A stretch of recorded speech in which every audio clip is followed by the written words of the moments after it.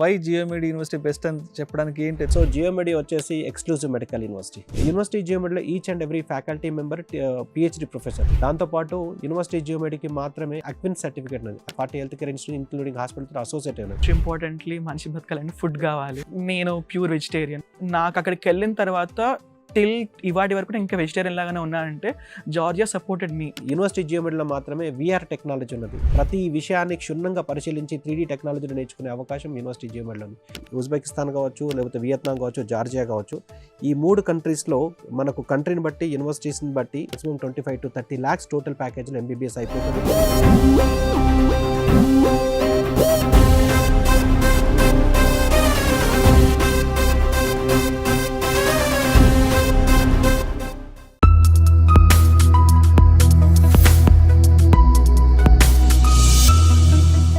MBBS చదవడం కోసం అసలు జార్జియా కంట్రీ అనేది ఎందుకు అంత ప్రత్యేకం?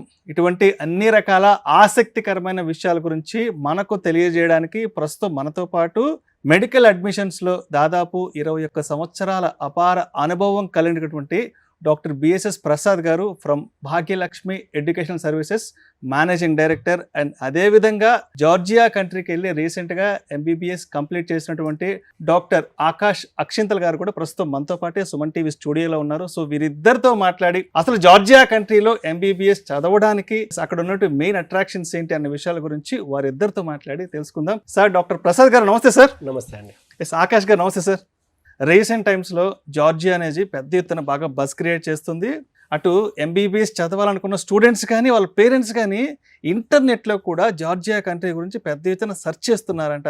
ఏంటి అంత స్పెషాలిటీ జార్జియాలో అసలు ప్రసాద్ గారు? ఫస్ట్ మేము ఇంట్రడ్యూస్ చేసినప్పుడు జార్జియా అంటే ఎక్కడ ఉంటుంది, ఎలా ఉంటుంది అన్న దాని మీద రీసెర్చ్ జరిగింది. ఇప్పుడు జార్జియా కంట్రీకి మాత్రమే వెళ్ళాలన్న సెర్చ్ జరుగుతున్నది. ఆ డిఫరెన్స్ని తీసుకొచ్చింది భాగ్యలక్ష్మి ఎడ్యుకేషన్ సర్వీసెస్.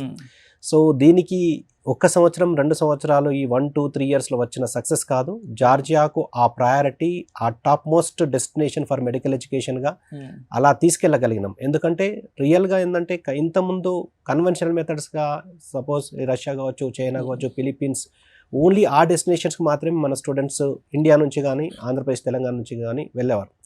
సో మేము ఎంతసేపు అంతకన్నా బెటర్ డెస్టినేషన్స్ కోసం ఆ టైంలో మేము రీసెర్చ్ చేయడం జరిగింది. ప్రతి కంట్రీకి నేను ఇప్పుడు కూడా ఒకవేళ మనకి ఏమైనా గ్యాప్ వచ్చిందంటే నేను బయటి కంట్రీకి ఏదన్నా మన స్టూడెంట్స్కి ఏదన్నా బాగుంటుందా అంటే క్వాలిటీ ఆఫ్ ఎడ్యుకేషన్ కావచ్చు, సేఫ్టీ సెక్యూరిటీ కావచ్చు, స్టాండర్డ్స్ ఆఫ్ ఎడ్యుకేషన్ కావచ్చు, కమ్యూనికేషన్ లాంగ్వేజ్ కావచ్చు, లేకపోతే ట్రాన్స్పోర్టేషన్ కావచ్చు, ఇవన్నీ విషయాలు ఇంకా బెటర్గా ఏదన్నా ఇవ్వగలమా అన్న దాని మీద ప్రతి సంవత్సరం నేను ఏదో ఒక కంట్రీకి విజిట్ చేయడము, అక్కడున్న యూనివర్సిటీస్ని విజిట్ చేయడము, అక్కడున్న స్టూడెంట్స్ తోటి, అక్కడున్న క్వాలిటీ ఆఫ్ ఎడ్యుకేషన్ ఫ్యాకల్టీ తోటి చూడడము, అక్కడున్న కరిక్యులం మనకు మ్యాచ్ అవుతుందా లేదా అని చూడడము, కమ్యూనికేషన్, సేఫ్టీ అన్ని విధాల ఒకవేళ ఓకే అనుకుంటే మనకేమన్నా ఉపయోగపడుతుంది, మన స్టూడెంట్స్కి ఉపయోగపడుతుంది అని దాన్ని ఇంట్రడ్యూస్ చేయడం. సో ఆ విధంగా ఇంట్రడ్యూస్ చేయడము. అప్పుడు జార్జియా అనే కంట్రీకి కూడా వెళ్ళి చదువుతారా అన్న క్వశ్చన్ నుంచి వెళ్తే జార్జియాకు మాత్రమే వెళ్ళాలి. మేము ఇంట్రడ్యూస్ చేసినప్పుడు వయా దుబాయ్ కానీ, వయా బహ్రెయిన్ కానీ, లేకపోతే వయా ఖతార్ కానీ వెళ్ళాల్సి వచ్చేది. కానీ ఇప్పుడు డైరెక్ట్ ఫ్లైట్స్ ఉన్నాయి. జార్జియా కూడా డైరెక్ట్ ఫ్లైట్స్ ఉన్నాయి. మన ఇండియా నుంచి డైరెక్ట్గా 5 hours రీచ్ అయిపోవచ్చు. సో ఇవన్నీ ఫెసిలిటీస్ మన స్టూడెంట్స్కి ఈజీ అవుతున్నాయి. చాలామంది స్టూడెంట్స్ కానీ వాళ్ళ పేరెంట్స్ మిమ్మల్ని అప్రోచ్ అవుతుంటారు కదా జార్జియాలో ఎడ్యుకేషన్ కోసం, MBBS ఎడ్యుకేషన్ కోసం. అంటే ముఖ్యంగా పేరెంట్స్ అనేవాళ్ళు, స్టూడెంట్స్ అనేవాళ్ళు జార్జియాకి సంబంధించి ఎక్కువగా కూడా ఎటువంటి విషయాలను అడిగి తెలుసుకుంటుంటారు మిమ్మల్ని ఎక్కువగా కూడా? స్టూడెంట్స్ కానీ పేరెంట్స్ కానీ కావాల్సింది సేఫ్టీ, సెక్యూరిటీ. ఫస్ట్ స్టూడెంట్కి సేఫ్గా రీచ్ అవుతున్నారా, సేఫ్గా ఉంటున్నారా, అక్కడ ఎన్విరాన్మెంట్కి వీళ్ళు అడ్జస్ట్ అవ్వగలరా అన్న దాని మీద ప్రైమరీ ఫోకస్ ఉంటుంది. సో ఇక్కడ నుంచి వెళ్ళడానికి ట్రాన్స్పోర్టేషన్ ఫెసిలిటీస్ ఎలా ఉన్నాయి, సో అక్కడ రీచ్ అయిన తర్వాత అక్కడ కమ్యూనికేషన్ మనం ఏ లాంగ్వేజ్లో మాట్లాడాల్సి వస్తుంది, సో మోస్ట్ ఆఫ్ ది అక్కడ ఉన్న జనాలు ఏ కమ్యూనికేషన్ ఉంటారు, సేఫ్టీ, సెక్యూరిటీ, ట్రాన్స్పోర్టేషన్, ఈ విధంతో పాటు అసలు మనం ఎందుకు వెళ్తున్నాం ఎడ్యుకేషన్ గురించి. సో అక్కడ మెడికల్ ఎడ్యుకేషన్ విషయంలో అక్కడ క్వాలిటీ ఆఫ్ ఎడ్యుకేషన్ ఎలా ఉంది, అక్కడ నుంచి పాస్ అయ్యి ఇప్పుడున్న పరిస్థితుల్లో. ఒకప్పుడు మాత్రం నేను చెప్పిందే వాళ్ళకు రెఫరెన్స్, ఇంకా వేరే రెఫరెన్స్ లేవు. మేము ఇంట్రడ్యూస్ చేసినప్పుడు వేరే ఎవరు కూడా పంపించే వాళ్ళు కాదు కాబట్టి మేము ఇంట్రడ్యూస్ చేయాల్సి వచ్చింది. మేము చెప్పిన మాటలే రెఫరెన్స్గా ఉండేది. కానీ ఇప్పుడున్న పరిస్థితుల్లో అక్కడ చదివి వచ్చి ఇక్కడ మంచి డాక్టర్లుగా స్థిరపడ్డ వాళ్ళు, పీజీ డాక్టర్లుగా స్థిరపడ్డ వాళ్ళు, ఇండియాలో కానీ ఇంటర్నేషనల్లో కానీ పీజీ డాక్టర్లుగా స్థిరపడ్డ వాళ్ళు, ప్రాక్టీస్ చేస్తున్న వాళ్ళ రెఫరెన్స్ను ఇప్పుడు మీతో పాటు కూర్చున్నది డాక్టర్ ఆకాష్ అక్షంతల 2017 బ్యాచ్, అంటే దాదాపు 9 years బ్యాక్ మన స్టూడెంట్. ఇప్పుడు నా స్టూడెంట్సే ఫ్యూచర్ స్టూడెంట్స్కి రెఫరెన్స్ అవుతుంది. చాలా మంది అనుకోవచ్చు, ఏం ఇండియాలో యూనివర్సిటీస్ లేవా, ఇండియాలో కాలేజెస్ లేవా ఎంబీబీఎస్ చదవడానికి, ఏం జార్జియాకి వెళ్ళి ఎందుకు చదవాలి అన్న ప్రశ్న వచ్చినప్పుడు దానికి మీరేం చెప్పగలరు? ఉన్న కాంపిటీషన్ ప్రపంచంలో ఎక్కడ లేదు. సో ఇక్కడ ఎంబీబీఎస్ డాక్టర్స్ అవుదామని, ఎందుకంటే బైపీసీ తర్వాత ది బెస్ట్ ఎడ్యుకేషన్ అంటే ఎంబీబీఎస్ మాత్రమే, అది అందరికీ తెలిసింది. ఎంబీబీఎస్కు మ్యాచ్ చేసే కోర్స్ కానీ అట్లీస్ట్ 50% మ్యాచ్ చేసే కోర్సు కానీ ఇండియాలో లేదు. కాబట్టి ఎంబీబీఎస్కి అంత డిమాండ్ ఉంది. సో ఎంబీబీఎస్ డాక్టర్ అవుదామని చెప్పి ప్రతి సంవత్సరము నీట్ రాసే వాళ్ళ సంఖ్య అంచెలంచెలుగా పెరుగుతున్నది, లక్షలలో పెరుగుతున్నది, వేలల్లో కూడా కాదు. ఈ సంవత్సరం చూస్తే 26 lakhs అప్లై చేయడం. ఓవరాల్గా ఇండియాలో చూసుకుంటే 1,36,000 మాత్రమే సీట్స్ ఉండడము, అందులో ఫ్రీ సీట్స్, అందరి టార్గెట్ కూడా ఫ్రీ సీట్స్. ఎందుకంటే మేనేజ్మెంట్ కోటా వచ్చేసి 35% ఏదైతే కోటా ఉన్నదో అది 60 lakhs to 70 lakhs ఉంటుంది. అదే ఎన్ఆర్ఐ కోటా 15% ఏదైతే ఉన్నదో అది 1.5 crore 2 crores వరకు ఉన్నది. సో అందరిది 50% ఆఫ్ ఏ కేటగిరీకి మాత్రమే అందరి ఫోకస్ ఉంటుంది, అందరి టార్గెట్ కన్వీనర్ కోటా గురించి మాత్రమే వాళ్ళ టార్గెట్ ఉంటుంది. సో ఈ కన్వీనర్ కోటా సీట్స్ వచ్చేసి 70,000 ఉన్నది. సో 26 lakhs రాసిన స్టూడెంట్స్కు అండ్ అవైలబుల్ ఉన్న 70,000 ఏదైతే సీట్స్ ఉన్నాయో ఎక్కడ కూడా మ్యాచ్ కావట్లేదు. సో వాళ్ళకున్న ఆప్షన్ ఏంది, లాంగ్ టర్మ్కి వెళ్ళడమా, కాంప్రమైజ్ అవ్వడం. సో లాంగ్ టర్మ్ చేస్తే ఎన్ని లాంగ్ టర్మ్స్కు వీళ్ళకి ఇక్కడ ఎంబీబీఎస్ సీట్ దొరుకుతున్న దానికి ఈవెన్ లాంగ్ టర్మ్ కోచింగ్ ఇచ్చే వాళ్ళకు కూడా గ్యారంటీ లేదు. లేదా వాళ్ళు కాంప్రమైజ్ అవ్వడం అంటే బీడీఎస్ కావచ్చు, బీహెచ్ఎంఎస్ కావచ్చు, బీఎంఎస్ కావచ్చు, బీఎంఎస్ కావచ్చు, బీ ఫార్మసీ కావచ్చు, అగ్రికల్చర్ బీఎస్సీ కావచ్చు, ఇటువంటి కోర్సులో కాంప్రమైజ్ అవ్వడం. సో కాంప్రమైజ్ అయ్యే టైంలో ఎలా ఉంటుందంటే లైఫ్ లాంగ్ కూడా ఒక రిగ్రెట్గా ఫీల్ అవుతారు. నేను డాక్టర్ అవుదాం అనుకున్నా కానీ కాలేక నేను ఈ కోర్స్ చూస్ చేసుకోవాల్సి వచ్చింది, రిగ్రెట్ ఫీల్ అవ్వడము. ఒకవేళ లాంగ్ టర్మ్కి వెళ్తే ఎన్ని లాంగ్ టర్మ్స్ క్లియర్ అవుతుందో అన్న దాని మీద ఒక అవగాహన ఉండకపోవడము. సో అందుకనే ఇంత డిమాండ్ ఉన్నది కాబట్టి కంపల్సరీగా మన స్టూడెంట్స్ బయటికి వెళ్ళి చదవాల్సిన అవసరం వస్తుంది. ఇది కొత్తగా కాదు, ఎన్నో సంవత్సరాలు మన స్టూడెంట్స్ బయటికి వెళ్తున్నారు, చదువుతున్నారు. ఇండియాకి వచ్చిన తర్వాత వాళ్ళు ప్రాక్టీస్ కానీ పీజీ కానీ ఇంటర్నేషనల్ లెవెల్లో ప్రాక్టీస్ కానీ పీజీ కానీ చేస్తున్నారు. సంతోషం అనిపించింది. అండ్ ప్రోగ్రామ్ స్టార్ట్ అవ్వడానికి ముందు మీ గురించి ప్రసాద్ గారు ఇంట్రడ్యూస్ చేశారు. అండ్ 2017లో భాగ్యలక్ష్మి ఎడ్యుకేషన్ సర్వీసెస్ ద్వారా మీరు జార్జియాకి వెళ్ళడం, అక్కడ సక్సెస్ఫుల్గా మెడిసిన్ పూర్తి చేసి ఇండియాకి వచ్చారంట. ఒక్కసారి మీ లైఫ్ ఎక్స్పీరియన్సెస్ గురించి చెప్పండి, మీ రియల్ టైమ్ ఎక్స్పీరియన్సెస్ గురించి చెప్పండి. అసలు జార్జియాలో అంటే స్టార్టింగ్ వెళ్ళేటప్పుడు అందరికి ఉండేది, ఎందుకంటే ఇంటర్మీడియట్ తర్వాత వెళ్ళిపోతాం కదా జనరల్గా. ఇంటర్మీడియట్ తర్వాత వెళ్ళిపోతున్నప్పుడు మాకు చాలా ఆలోచనలు ఉంటాయి. And second most thing, direction సరిగ్గా ఉండదు. ఒక్కొక్కరు ఆ కంట్రీ అంటారు, ఈ కంట్రీ అంటారు. కొంతమంది ఏమో అసలు బయటికి వెళ్ళడం అవసరమా, ఇక్కడ ఏదో తీసుకొని అంటారు. కాకపోతే ఎవరి కోసం మనం ఇంట్రెస్ట్ చంపుకోవద్దు అంటే మనకు ఒక కరెక్ట్ పాత్వేస్ కావాలి అంటే ఫస్ట్ మనం సెలెక్ట్ చేసుకోవాల్సింది ఏ కంట్రీకి వెళ్ళాలి అని. అప్పుడు నాకు బాగా గుర్తు, సార్ ఏం చేశారంటే ఒక వరల్డ్ మ్యాప్ ఉండే అనమాట, ఎక్స్ప్లెయిన్ చేశారనమాట ఈచ్ అండ్ ఎవ్రీ కంట్రీ, దాని ప్రోస్ ఏంటి, దాని కాన్స్ ఏంటి. ఇది కాకుండా మనం కూడా ఎంక్వైరీ చేసుకుంటాము. కొంతమంది ఏమంటారు, అరే కొన్ని ప్లేసెస్ చాలా సాచురేట్ అయిపోయాయి, కొన్ని ప్లేస్ ఏమో చాలా ఇబ్బందిగా ఉన్నాయి. సో వీటన్నిట్లలో మనకు పీస్ఫుల్ కంట్రీ కావాలి. First most important thing education పక్కకు పెడితే ఫస్ట్ కావాల్సింది మేము సేఫ్టీ తర్వాత ఇట్స్ సెకండ్ ప్రాసెస్. ఎందుకంటే మనం బయటకు వెళ్ళిపోతున్నాం, ద మోస్ట్ రీజన్ ఇంటర్మీడియట్ తర్వాత వెళ్ళిపోతున్నాం. సో ఇంట్లో వాళ్ళు కూడా భయం ఉంటుంది, ఆ ప్లేస్ ఎలాంటిదో లేదో తెలియదు కదా అని. సో సార్ ఫస్ట్ మాకు అష్యూరెన్స్ ఇచ్చారు సేఫ్టీ పరంగా అది చాలా బెస్ట్ ప్లేస్ అని. నాకు తెలిసి మేము ఒక 3-4 times విజిట్ చేయొచ్చు అనుకుంటా. ఒకటేసరికి ఇది కన్ఫర్మ్ కాలేదు, ఒక్కసారికి అయ్యే పని కాదు కదా. ఏమో ట్రస్ట్ ఇష్యూస్ అవన్నీ పక్క పెట్టిన తర్వాత లాస్ట్కి we thought Georgia is the best country and sir is a correct point అని గైడ్ అయ్యాము, తీసుకున్నాము. అయితే అంటే మీరు సార్ని అప్రోచ్ అయిన తర్వాత, అంటే భాగ్యలక్ష్మి ఎడ్యుకేషన్ సర్వీసెస్ని అప్రోచ్ అయిన తర్వాత, సో సార్ కానీ వాళ్ళ టీం కానీ జార్జియాకి సంబంధించి మీకు చెప్పిన ద బెస్ట్ థింగ్స్ ఏమున్నాయి, మీకు గుర్తున్నాయా? బెస్ట్ థింగ్స్ ఏంటంటే ఫస్ట్ థింగ్ సెక్యూరిటీ.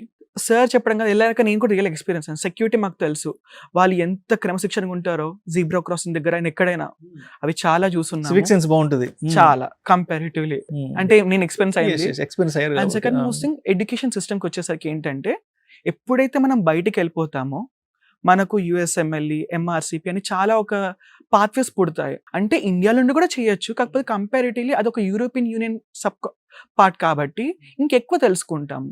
పర్టికులర్లీ ఎవరైనా బయటికి వెళ్ళాలి అనుకుంటే వాళ్ళకి ఇంకెక్కువ బయట పాసెస్ తెలియాలి. మాకున్న ఫ్యాకల్టీస్ కొంతమంది ఫ్రెంచ్ నుంచి వచ్చిన వాళ్ళు ఉన్నారు, కొంతమంది జర్మనీ నుంచి రిటర్న్ వచ్చిన వాళ్ళు ఉన్నారు.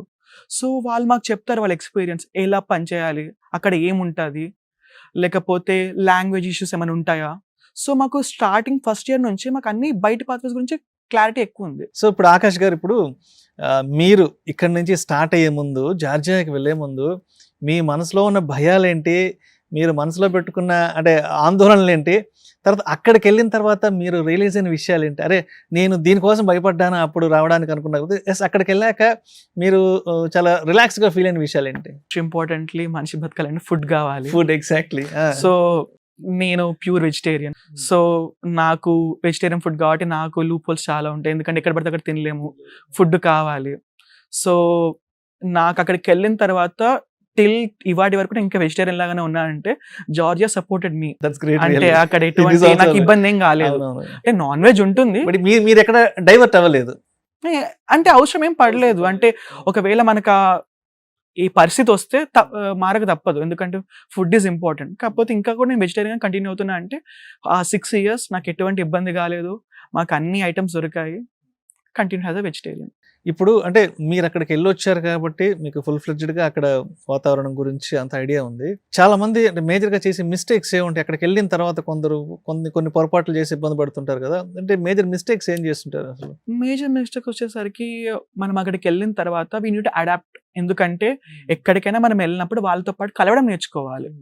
అది కలవకుండా ఇఫ్ యూ బీ కొంచెం డిఫరెంట్గా ఉంటే కొంచెం లైక్ పోల్స్ అయిపోతాయి. ఈవెన్ ఇప్పుడు మనకి ఇండియాలో కాలేజ్ వచ్చేది మనకు ర్యాగింగ్ లాంటి నేచర్ లాంటిది ఉంటుంది. అక్కడికి వచ్చేసరికి ఏమైపోతుందంటే 2 countries కొలాబరేట్ అయ్యేటప్పుడు ఫ్రెండ్లీగా ఉంటే there will be no problem.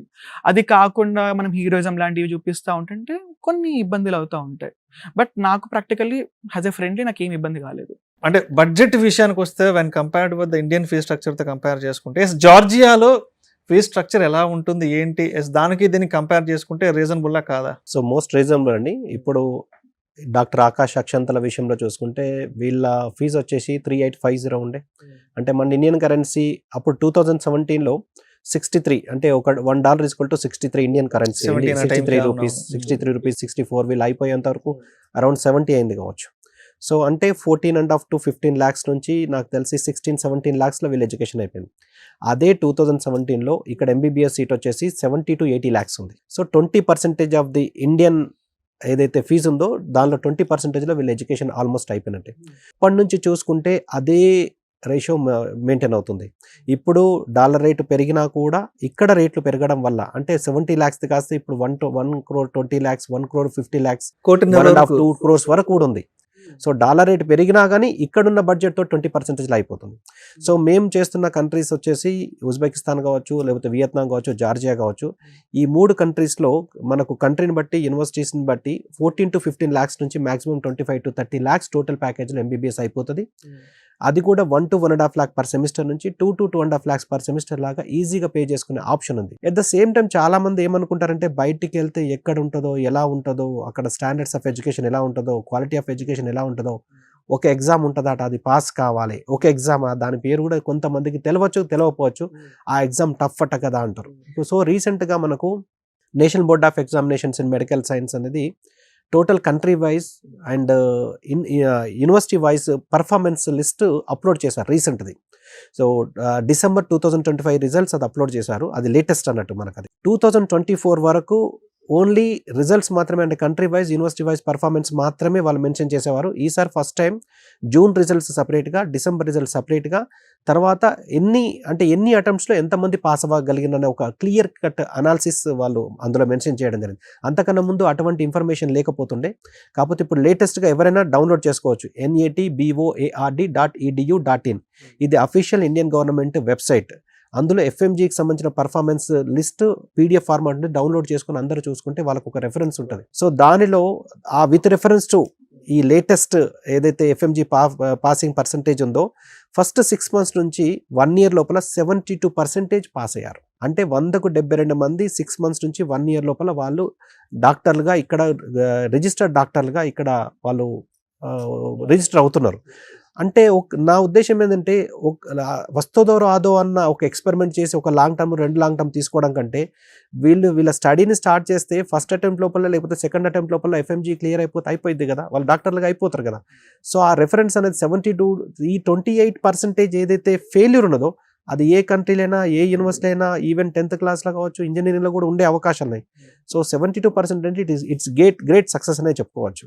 అది అండ్ నేను కూడా కొంత జార్జియాకి సంబంధించి అక్కడ యూనివర్సిటీస్ గురించి కొంత రీసెర్చ్ చేసినప్పుడు ఏదో మ్యారో అని ఒక విషయం గురించి ఏదో తెలుసుకున్నా. ఏంటి మ్యారో అంటే ఏంటది?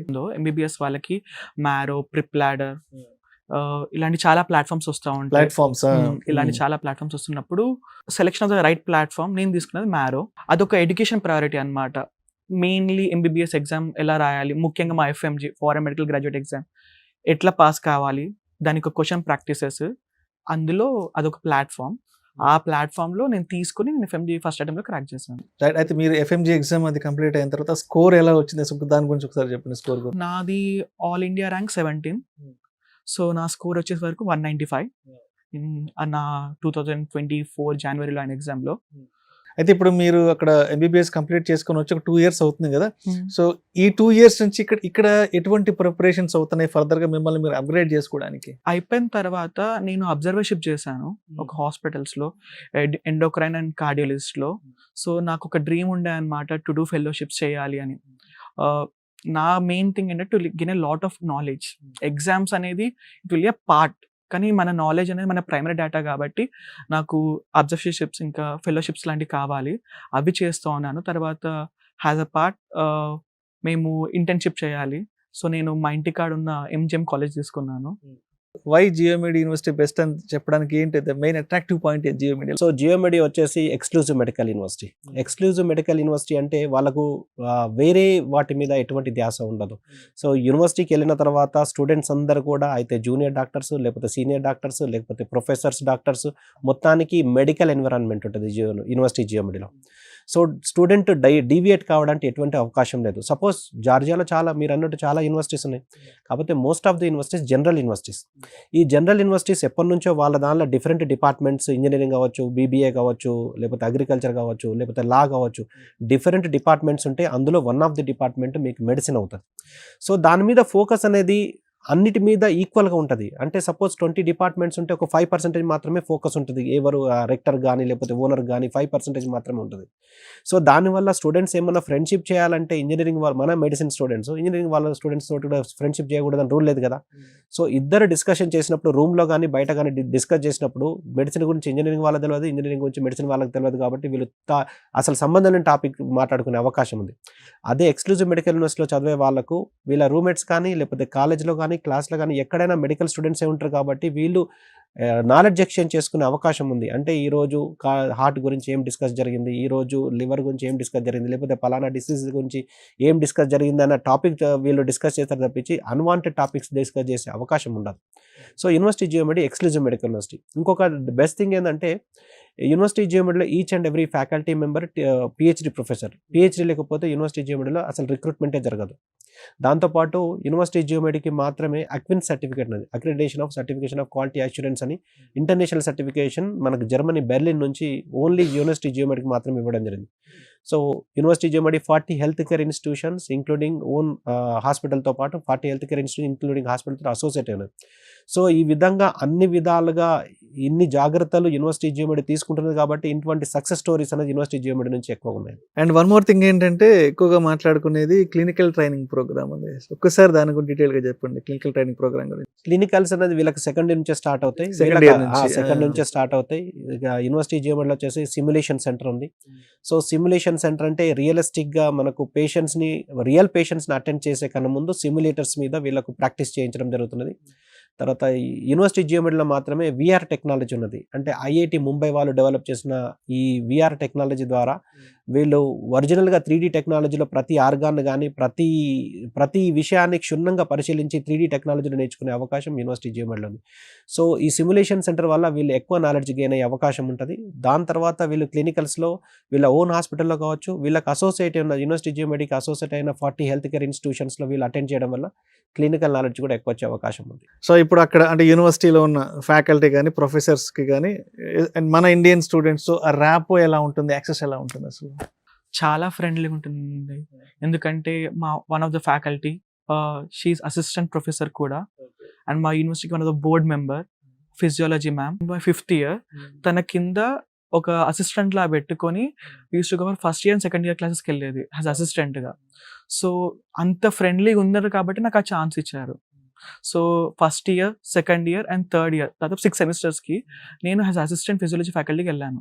అండ్ అదేవిధంగా జార్జియాకి అంటే మేజర్గా ఏ కంట్రీస్ నుంచి అక్కడ ఎంబీబీఎస్ చదవడానికి వస్తారు, అదేవిధంగా అక్కడ ఉన్నటువంటి సహచర విద్యార్థులు, ఇతర దేశాలకు సంబంధించిన సహచర విద్యార్థులు అక్కడ జార్జియాలో ఉన్న లోకల్ పీపుల్ అంటే మనతో ఎలా ఉంటారు, ఎస్పెషల్లీ ఇండియన్స్తో వాళ్ళ ర్యాపో ఎలా ఉంటుంది, మనతో ఫ్రెండ్షిప్ అనేది ఎలా మెయింటైన్ చేస్తారు? ఇండివిజువల్ ప్రకారంగా వెళ్తే it's a better place and rapport ఆటోమేటిక్గా బిల్డప్ అవుతుంది ఇయర్స్ బట్ ఇయర్స్. అంటే ముఖ్యంగా మనకి ఏం అవసరం ఉంటాయి, వెజిటబుల్ వెండర్తో కానీ లేకపోతే సెలూన్ హెయిర్ కట్తో కానీ మనకు మెయిన్ డైలీ వారితో అది ఇంటరాక్ట్ అవుతాం కదా. So everything is very good. అంటే నాకు ఎక్కడ ఇబ్బంది కాలేదు 3-4 yearsలో. చెప్పినట్టే మనం హీరోయిజం చూపిస్తే ఎక్కడైనా ఇబ్బంది కావచ్చు, అది ఈ మొత్తం 5 yearsలో 6 yearsలో ఏదైతే ఉన్నానో నేను ఎక్కడ ఇబ్బంది ఫేస్ చేయలేదు. మనం అంటే జార్జియాకి వెళ్ళిన తర్వాత మనం అంటే ఇండియన్స్ కానివ్వండి, మన తెలుగు వాళ్ళు కానివ్వండి, అక్కడికి వెళ్ళిన తర్వాత బాధ్యతగా ఏ విధంగా ప్రవర్తించాలి, ఎటువంటి సివిక్ సెన్స్ మనం కలిగి ఉండాలి, అక్కడ మనకి ఎటువంటి ఇబ్బందులు రాకుండా ఉండాలి అంటే కాలేజ్లో జాయిన్ అవుతాము, వాళ్ళు మనకు చెప్తారు దీస్ ఆర్ ద రూల్స్, ఇవి మనం పాటించాలి, పబ్లిక్ సెన్స్ కొంచెం మినిమం మెయింటైన్ చేయాలి.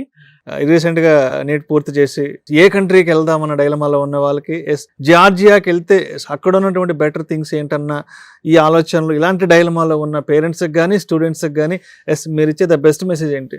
So the best quality of education కావాలి, ప్రూవన్ డెస్టినేషన్ కావాలంటే జార్జియాని 100% చూస్ చేసుకోవచ్చు. ఇప్పుడు కొత్తగా కాదు, చాలా సంవత్సరాలుగా ఇప్పుడు డాక్టర్ ఆకాష్ లాగా చాలా మంది నా స్టూడెంట్స్ అక్కడ జార్జియాలో చదవడము, పాస్ అవుట్ అవ్వడము, ఇక్కడ కానీ ఇంటర్నేషనల్ లెవెల్లో కానీ ప్రాక్టీస్ పీజీ చేస్తున్నారు. కాబట్టి ఇది ప్రూవెన్ డెస్టినేషన్. ఇది కొత్తగా మనం ఏదో ఇప్పుడు ఇంట్రడ్యూస్ చేస్తున్నది కాదు. సో ఇంట్రడ్యూస్ చేసినప్పుడే నాకు ఆ నమ్మకం ఉండే, జార్జియా మీద ఒక నమ్మకం ఉండే. ఇవన్నీ కంట్రీస్ కంటే ఖచ్చితంగా జార్జియా టాప్ పొజిషన్లో ఉంటుందని ఆ రోజు నమ్మిన, అదే ప్రూఫ్ చేసింది. ఇప్పటికి కూడా జార్జియాలో ఉన్న క్వాలిటీ ఆఫ్ ఎడ్యుకేషన్ కావచ్చు, సేఫ్టీ సెక్యూరిటీ కావచ్చు, ఇంకే కంట్రీ కూడా ఇప్పటివరకు మ్యాచ్ చేయలేదు కూడా కావచ్చు. ఎందుకంటే వేరే డెస్టినేషన్స్ ఏమన్నా ఉన్నాయంటే ఈ పాటికి మాకు తెలిసే ఉండాలి, ఆల్రెడీ ఇంట్రడ్యూస్ చేసే ఉండాలి. సో ఒకవేళ యూరోపియన్ స్టాండర్డ్స్ ఆఫ్ ఎడ్యుకేషన్ కావాలి, క్వాలిటీ ఆఫ్ ఎడ్యుకేషన్ కావాలి, సేఫ్టీ సెక్యూరిటీ అన్ని విధాలా ఉండాలి అంటే Georgia is the best destination. కానీ మేము చేస్తున్న కంట్రీస్ 3 కంట్రీస్ ఉన్నాయి. ఎందుకు మరి ఒకటి బెస్ట్ ఉండగా ఎందుకు రిమైనింగ్ సెకండ్ థర్డ్ ఎందుకు ఉన్నది అంటే యూరోపియన్ స్టాండర్డ్స్ ఆఫ్ ఎడ్యుకేషన్ ఉండాలి, ప్రూవన్ డెస్టినేషన్ ఉండాలి, క్వాలిటీ ఆఫ్ ఎడ్యుకేషన్ ఉండాలంటే Georgia is the best for sure. And lowest ఫీజులో ఉండాలి, the best quality of education ఉండాలి, నియరెస్ట్గా ఉండాలంటే ఉజ్బెకిస్తాన్. ఎందుకంటే 14 lakhsలో ఎంబీబీఎస్ అయిపోతుంది, 14-15 lakhsలో the best quality of education అయిపోతుంది ఏసియా కాంటినెంట్. అండ్ ఇండియా లాగా ఉండాలి, టోటల్ డిసీజ్ కావచ్చు, క్యాడవర్స్ కావచ్చు, డిసీజెస్ కావచ్చు, వాతావరణం కావచ్చు, everything 100% India to India match కావాలంటే వియత్నాం. ఈ 3 మేము ఏదైతే ఈ 3 కంట్రీస్ చేస్తున్నామో ఇవన్నీ ఈ 3 కంట్రీస్ కూడా ఎన్ఎంసీ నామ్స్ ప్రకారం 100% valid and valid degree 100% international level and ఇండియాలో కూడా వ్యాలిడ్ డిగ్రీ వచ్చే యూనివర్సిటీస్ మేము చూస్ చేసుకొని ఈ 3 కంట్రీస్ ఎవరి చాయిస్ వాళ్ళ ప్రకారం వాళ్ళు. ఇంకా ఈ ఉజ్బెకిస్తాన్ తోటి లేకపోతే వియత్నాం తోటి కంపేర్ చేస్తే జార్జియా అనేది స్లైట్లీ హయ్యర్ సైడ్ ఉంటుంది ఎక్స్పెన్సెస్ అనేది. సో స్లైట్ అంటే ఇప్పుడు సపోజ్ ఎవరన్నా కాస్తో కూస్తో కొంచెం భరించగలరు అనుకుంటే జార్జియాను మించిన కంట్రీ మాత్రం లేదు. అతి తక్కువలో కావాలంటే ఉజ్బెకిస్తాన్ ఇస్ ద డెస్టినేషన్. ఇండియాలో మిస్ అయినాము, ఇండియా లాంటిది కావాలంటే వియత్నాం. ఈ 3 కంట్రీస్ని నాకు తెలిసి ఈ 3 కంట్రీస్ 100% వ్యాలిడ్. అది నేను చెప్పడం కాదు, మన ఇండియన్ ఎంబసీ ఇన్ జార్జియా కూడా రివైజ్డ్ అడ్వైజరీలో 4A 1 2 3 4 100% వ్యాలిడ్ అని చెప్పడం జరిగింది. 4B కూడా 100% వ్యాలిడ్ అని చెప్పడం జరిగింది. ఎవరైనా స్టూడెంట్స్ ఇంకా డౌట్స్ ఉంటే మన ఇండియన్ ఎంబసీ ఇన్ జార్జియాకు వాళ్ళు మెయిల్ పెడితే వాళ్ళు రిప్లై కూడా ఇస్తారు. సో వ్యాలిడిటీ ఆఫ్ డిగ్రీ గురించి మీకు కన్ఫర్మ్ చేసుకోవచ్చు, కావాలంటే ఇండియన్ ఎంబసీకి డైరెక్ట్ మెయిల్ పెట్టి మీరు కన్ఫర్మ్ చేసుకోవచ్చు. బడ్జెట్ విషయం కూడా చూసుకున్నా కానీ మీకు యూనివర్సిటీ జియోమర్లో వచ్చేసి $2,750 పర్ సెమిస్టర్, అంటే some around 2,50,000 to 60,000 ± per semester లాగా, ఇండియన్ కరెన్సీ పర్ సెమిస్టర్ లాగా మీకు ఓవరాల్ బడ్జెట్లో 27 to 28 lakhs ± 1 or 2 lakhsలో complete MBBS అయ్యే అవకాశం యూనివర్సిటీ జియోమర్లో ది బెస్ట్ క్వాలిటీ తోటి కంప్లీట్ చేయొచ్చు. FMG ఎగ్జామ్ అటెంప్ట్ చేయడానికి భాగ్యలక్ష్మి ఎడ్యుకేషన్ సర్వీసెస్ వాళ్ళు మీకు అందించినటువంటి సపోర్ట్ ఏంది, వాళ్ళు ఇచ్చిన సజెషన్స్ ఏంటి, అండ్ ఎస్పెషల్లీ ప్రసాద్ గారు మీకు ఏ విధంగా వెన్నుదన్నుగా నిలబడ్డారు మీకోసంగా? థర్డ్ ఇయర్కి వచ్చేసరికి ప్లాట్ఫామ్స్ చెప్పినట్టు మ్యారో ప్రిపేర్ అవేం మాకు తెలియదు అప్పటి వరకు, ఎందుకంటే మేము ఇంకా థర్డ్ ఇయర్ వాళ్ళం కాబట్టి సార్ మాకు థర్డ్ ఇయర్ నుంచి స్టార్ట్ చేశారు ఎఫ్ఎంజీ కోచింగ్ అనేది. So by the time fifth ఇయర్కి వచ్చేసరికి మాది 1 రివిజన్ అయిపోయింది. So all subjects across 18 subjects revision. అది కూడా చిన్న ఫ్యాకల్టీస్ కాదు, ఇప్పుడు మీరు బయటకి వేస్తే తెలుస్తుంది. Preeti Sharma is the best faculty of patho and micro. ఆ కోచింగ్ వల్లే నాకు ఏమో తెలిసింది. ఇవాటికి కూడా నేను మా ఫెలో మేట్స్కే కానీ ఎవరికైనా చెప్పేది అంటే ఫాలో హర్. ఇవాటికి కూడా నేను 2017 నుంచి 18 వరకు ఏ నోట్స్ అయితే సేకరించానో అవే వాడతాను ఇవాటి వరకు కూడా. సో సార్ ఇచ్చిన మన బెస్ట్ ప్లాట్ఫామ్ అది. ఈవెన్ అనస్థీషియా, సర్జరీ అన్నీ by the time of finish my 5th year అయిపోయాయి ఫస్ట్ రివిజన్. సార్ ప్రసాద్ గారు, ఇప్పుడు ఎంబీబీఎస్ పూర్తి చేసిన తర్వాత అర్హత పొందడానికి ఎఫ్ఎంజీ ఎగ్జామ్ అని ఒకటి ఉంటుంది కదా సార్, ఏంటి అసలు దాన్ని ఎలా క్రాక్ చేయాలి ఎగ్జామ్, దానికి సంబంధించిన అర్హతలు ఏంటి, దానికి ఎలా ప్రిపేర్ అవ్వాలి అసలు?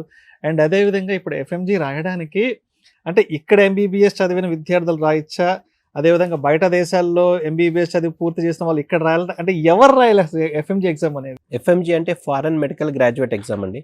అది ఓన్లీ ఎంబీబీఎస్ అబ్రాడ్లో చదివిన వాళ్ళు మాత్రమే రాయాల్సి ఉండేది. కాకపోతే ఇప్పుడు అది రీప్లేస్ అవుతున్నది.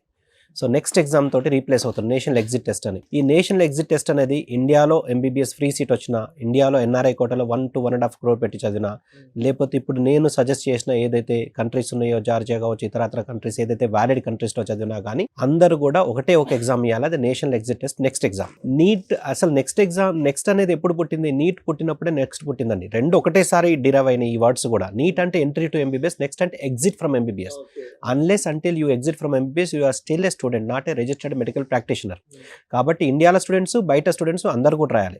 ఈ నెక్స్ట్ అనేది 3 ఎగ్జామ్స్ని రీప్లేస్ చేస్తున్నది. ఒకటి ఫైనల్ ఇయర్ ఎంబీబీఎస్, మన ఇండియాలో చదివిన స్టూడెంట్స్కు ఫైనల్ ఇయర్ ఎంబీబీఎస్ని రీప్లేస్ చేస్తున్నది, ఫైనల్ ఇయర్ ఎంబీబీఎస్ ఎగ్జామ్ని. తర్వాత రెండోది వచ్చేసి బయట చదివిన స్టూడెంట్స్కు ఏదైతే ఇక్కడ అర్హత పరీక్ష అవుతుందో, ప్రాక్టీస్ కానీ పీజీ కానీ చేయడానికి ఏదైతే ఉన్నదో దాన్ని రీప్లేస్ చేస్తున్నది.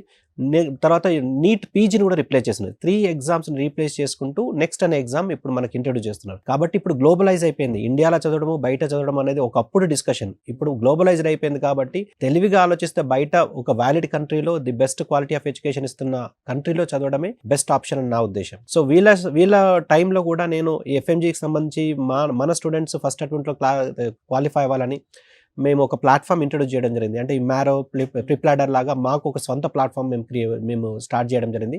HMT MLE అనే ఒక ప్రోగ్రామ్ మేము ఇంట్రొడ్యూస్ చేస్తున్నాం. అంటే hybrid methodology in teaching and medical licensing exam అనే కోచింగ్ ఇంట్రొడ్యూస్ చేసి, అందులో భాగంగా డిఫరెంట్ డాక్టర్స్ని అందులో ఆ ప్లాట్ఫామ్లో ఇంట్రొడ్యూస్ చేసి మన స్టూడెంట్స్కు daily 1 to 1.5 hour 2 hours daily online classes. తర్వాత అక్కడ కూడా స్టూడెంట్స్కు మన ఇండియన్ డాక్టర్స్ తోటి అక్కడ డైరెక్ట్గా క్లాసెస్ కండక్ట్ చేయడము, మెటీరియల్ ప్రొవైడ్ చేయడము, ఇవన్నీ కూడా మనం సపోర్ట్ చేసినాం. ఇన్ ద సెన్స్ ఇంకొకటి ఏంటంటే, ఇక్కడికి వచ్చిన తర్వాత కూడా ఇక్కడ చదివిన స్టూడెంట్స్ వీళ్ళకి ఇటువంటి లైసెన్సింగ్ ఎగ్జామ్స్ ఇప్పుడైతే లేవు, ఇప్పుడు ఇంట్రడ్యూస్ చేయబోతున్నారు. వీళ్ళు ఎఫ్ఎంజీ క్లియర్ చేయడం వల్ల వీళ్ళు అన్ని సబ్జెక్ట్స్ సంబంధించిన 19 సబ్జెక్ట్స్ సంబంధించిన నాలెడ్జ్ అనేది ఫైనల్ ఇది ఎగ్జామ్ క్లియర్ అయిన తర్వాత వాళ్ళకి ఆ నాలెడ్జ్ అంటే ఫస్ట్ సబ్జెక్ట్ నుంచి లాస్ట్ సబ్జెక్ట్ మీద వీళ్ళకు ఫుల్ గ్రిప్ ఉంటుంది. ఇక్కడ చదివిన వాళ్ళకి అది అవకాశం లేదు, ఎందుకంటే ఫస్ట్ ఇయర్ చదివిన సబ్జెక్టు లాస్ట్ ఇయర్ వరకు గుర్తుండాలని రూల్ లేదు, అటువంటి ఎగ్జామ్ కూడా ఏది లేదు. అనాటమీ ఫస్ట్ ఇయర్లో చదివితే ఫైనల్ ఇయర్ వరకు గుర్తున్నదా లేదా అన్నది వీళ్ళని నాలెడ్జ్ చెక్ చేయడానికి ఇక్కడ ఎటువంటి ఎగ్జామ్స్ లేవు. ఇప్పుడు నెక్స్ట్ ఇంట్రడ్యూస్ చేస్తే అప్పుడు వీళ్ళకు కూడా మొత్తం అన్ని సబ్జెక్ట్స్ మీద గ్రిప్ ఉండే అవకాశం ఉంటుంది. సో ఇన్ఫ్యాక్ట్ ఇక్కడ లోకల్లో కంప్లీట్ చేసిన స్టూడెంట్స్కు, తర్వాత ఎఫ్ఎంజీ క్లియర్ చేసిన స్టూడెంట్కు ఒకవేళ వాళ్ళని కంపేర్ చేస్తే ఎఫ్ఎంజీ క్లియర్ చేసిన స్టూడెంట్స్కే ఆల్ సబ్జెక్ట్స్ మీద నాలెడ్జ్ ఉండే ఎక్కువ అవకాశం ఉంది. ఎందుకంటే వీళ్ళు అన్ని సబ్జెక్ట్స్, ఎఫ్ఎంజీ అనేది అన్ని సబ్జెక్ట్స్ సంబంధించింది, అన్ని సబ్జెక్ట్స్ సంబంధించిన ఎగ్జామ్ ఇక్కడ ఏది కూడా లేదు. ఎంబీబీఎస్ అయిపోయింది, ఇక్కడ స్టూడెంట్స్కి ఏది కూడా లేదు. Thank you sir, thank you so much doctor Prasad గారు. ఎంబీబీఎస్ చదవడం కోసం జార్జియాకి వెళ్ళే స్టూడెంట్స్కి భాగ్యలక్ష్మి ఎడ్యుకేషన్ సర్వీసెస్ నుంచి మీరు ఇస్తున్నటువంటి ద బెస్ట్ సర్వీసెస్ గురించి మన ఆడియన్స్తో పంచుకుని థ్యాంక్ యూ సో మచ్ అండి. And thank you so much doctor Akash గారు. సో మీరు కూడా అక్కడ రీసెంట్గా ఎంబీబీఎస్ పూర్తి చేసుకుని వచ్చారు, అండ్ అక్కడ ఉన్నటువంటి రియల్ టైమ్ ఎక్స్పీరియన్సెస్ గురించి మన సుమన్ టీవీ వ్యూవర్స్తో కూడా పంచుకుని థ్యాంక్ యూ సో మచ్ అండి.